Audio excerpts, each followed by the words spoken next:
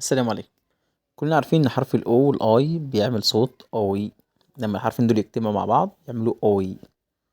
كمان نفس الصوت بيجي من الحرفين دول، الاو والواي بتعمل اوي اوي. ناخد امثله: ك اوي ن كوين، ب اوي ل بويل، تا اوي توي.